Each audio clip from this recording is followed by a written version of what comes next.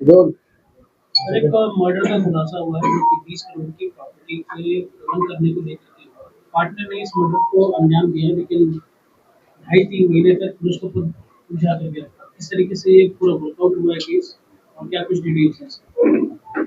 दिनांक 30 मई को थाना शालीमार गार्डन में एक सूचना मिली थी, जिसमें वादी द्वारा बताया गया था कि उसके पति को राजू उपाध्याय और कुछ अज्ञात व्यक्तियों द्वारा अपहरण करके उसके साथ कुछ गलत किया हुआ।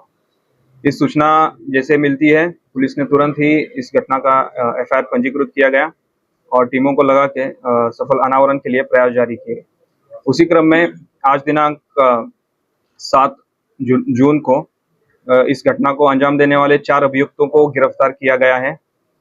इनसे पूछताछ की गई तो इन्होंने घटना के बारे में पूछताछ में ये बताया, जो मृतक है राकेश वार्ष्णेय और उसका जो पार्टनर है राजू उपाध्याय, इनके बीच में प्रॉपर्टी बेचने के लिए नवंबर में एक डील हुआ था, जिसमें मुरादाबाद की प्रॉपर्टी थी वो बेचने के लिए राकेश ने राजू को दी थी।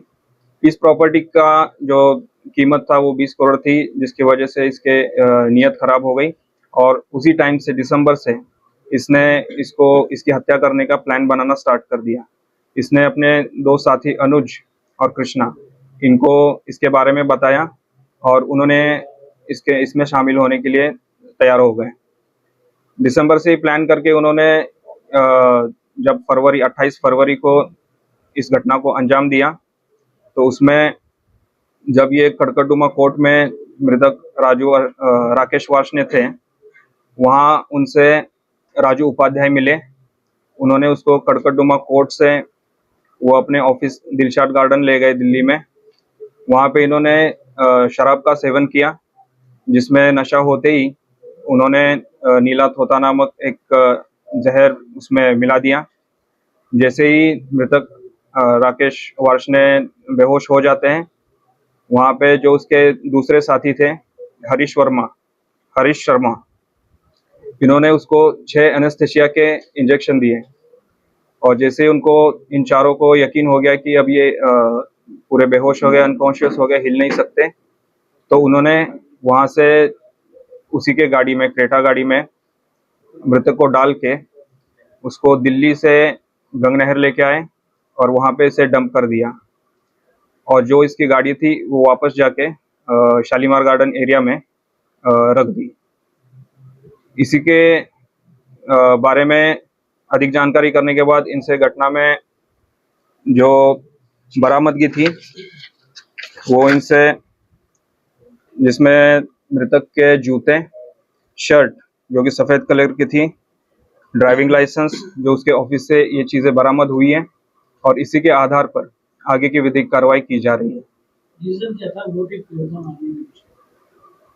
इस पूछताछ में मोटिव ये चल के बाहर आया है कि जो मुरादाबाद की प्रॉपर्टी थी जो कि बेचने के लिए जिसकी जीपीए मृतक ने राजू उपाध्याय के नाम की थी, उसी को लेके राजू उपाध्याय की नीयत खराब हो गई। उसे लगा कि अगर इसे कुछ हो जाता है तो ये सारी प्रॉपर्टी मेरे नाम आ जाएगी।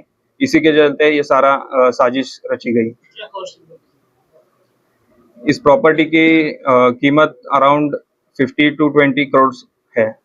एक चीज और कि पुलिस को ये केस क्रैक आउट करने में टाइम हो रहा है, क्या जो मुख्य आरोपी है वही पूरे परिवार के साथ उनको मिला था, इस केस की जब इन्होंने घटना का अंजाम दिया 28 फरवरी को, उसके बाद जो इसका मुख्य आरोपी है राजू उपाध्याय, ये खुद परिवार के साथ आके पुलिस को कंप्लेंट देता रहा, परिवार के साथ बन के इस मुकदमे की पैरवी करता रहा और इसीलिए वो कंटिन्यूसली पुलिस को गुमराह करता रहा।